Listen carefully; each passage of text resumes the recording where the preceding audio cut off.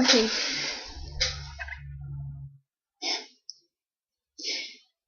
Det är i alla fall jag här. Alltså jag har verkligen ingen aning om vad jag ska säga. Det ska föreställa ett premiär videoinlägg i sak. Och jag vet verkligen inte vad jag ska säga. Men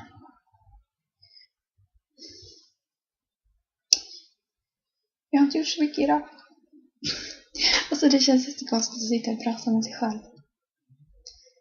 Men idag så är det typ det enda som jag har gjort i duschen. Spelat typ hela dagen.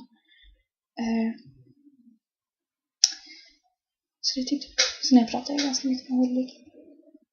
Eller? Ja. Vi ska starta en bok. Det ska bli intressant. Alltså jag vet verkligen inte vad jag ska säga. Jag kan visa hur jag ser ut då. För det har ni inte sett. Ja. Jag har bara satt upp mitt glasögon. En sidotofs. Jag vet inte. Och för er som undrar så har jag köpt mitt glasögon på Tradera. Ja, det låter lite skumt.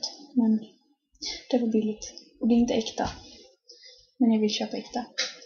Äkta Rapunzel. Från Rapunzel. Jag ska nog göra det. Men det funkar. Och jag är glad att jag slipper vara utan. Sen så är det den här lilla rosetten bara. Jag har fått av mamma. Och jag vet inte.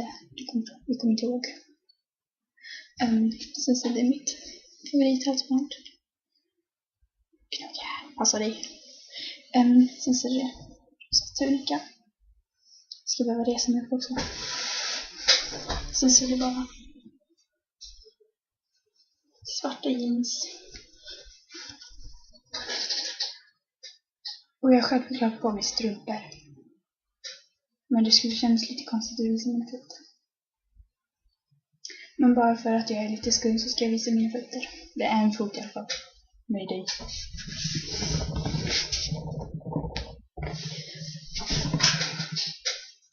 Ja, jag är inte för gammal. Men de var turkosa mina strumpor. Jag gillar dem.